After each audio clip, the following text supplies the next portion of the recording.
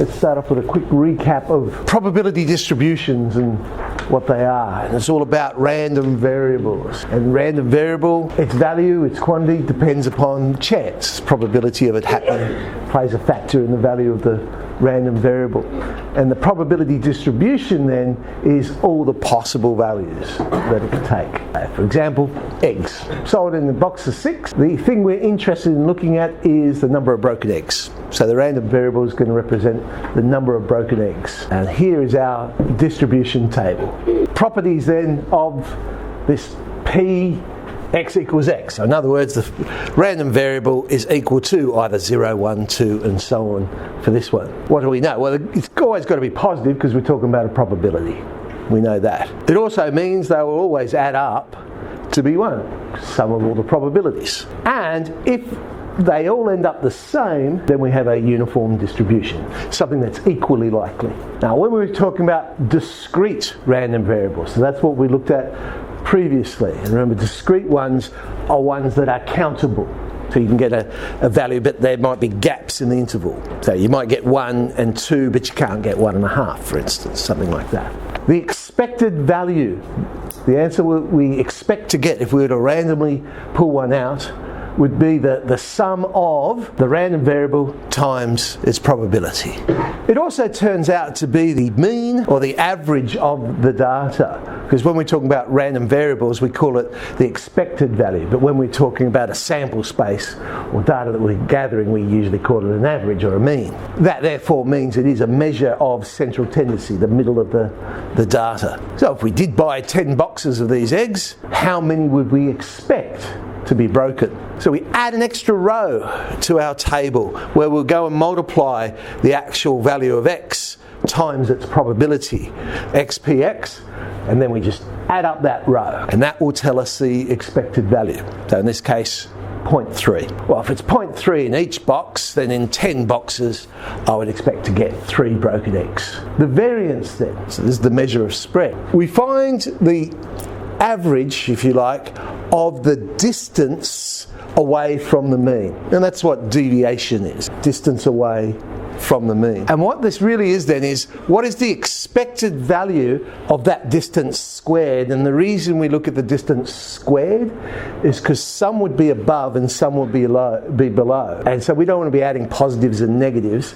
We just want to make everything positive, and the easiest way of doing that is squaring it. And then we can get, we get a rough idea of the value. But a quicker way of working out this same thing is to go, alright, it'll turn out to be the same as the expected value of x squared minus the average squared, or another way of saying that, expected value of x squared minus the expected value of x squared. Oh, and as I said, a measure of spread then, how spread out is the data. Now, standard deviation is what we use to measure spread. It's simply the square root of the variance, because then it gets it back into units rather than units squared. Or another way of saying that is just that the deviation squared, or the standard deviation squared, is the same as the variance. And that's why this turns out to be the symbol for variance, sigma squared. Okay, what would our standard deviation for our eggs be then? We now add a third row where we go and multiply this result, the xpx, by the x.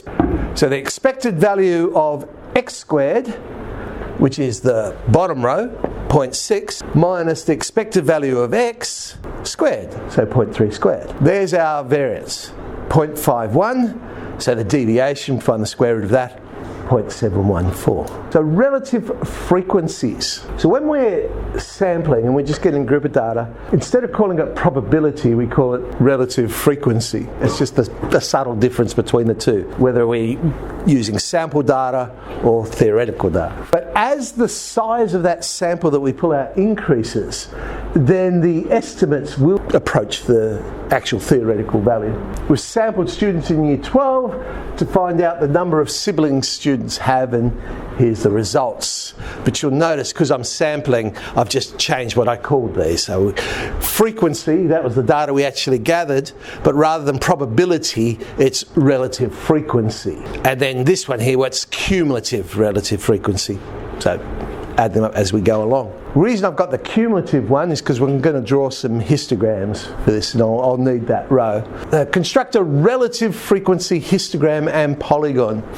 So there's the histogram, which is of course our column graph, and the polygon we join up to the middle of the columns, but including the one before the first one and the one after the last one, which of course has a frequency of 0. And there's a reason why we do that, because if we calculate the total area of those rectangles, it turns out to be 1. That's not a big surprise, because effectively what we've just done is we've added up all the probabilities. We know the sum of the probabilities is 1, we expect the area of that to be 1. But if I calculate the area under that relative frequency polygon, and I'll do it using the trapezoidal rule, it turns out to be 1. There's going to be this direct relationship between the area under the polygon and the area of the histogram itself, and thus also the total probability. And this is where that idea is going to be useful for finding probabilities. What we actually are doing is finding the area under a curve,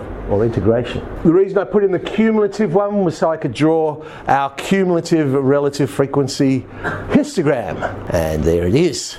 And the ogive. But the ogive we draw slightly different, you remember, than the polygon. We start down at the, well, call it the origin if you like, but then we draw diagonally. We don't go to the middle, we just go to the opposite vertex to go up for the ogive. And that, I can work out my 5-number summary. We know the minimum for this one was 0. The next quartile would be 25%.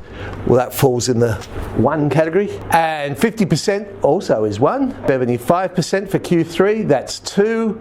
And of course our maximum is 6. So our 5-number summary is 0, 1, 1, 2, 6. If we want to draw a box and whisker, we could draw it using that information. Interquartile range, Q3 minus Q1. So 2 minus 1 is 1. Okay.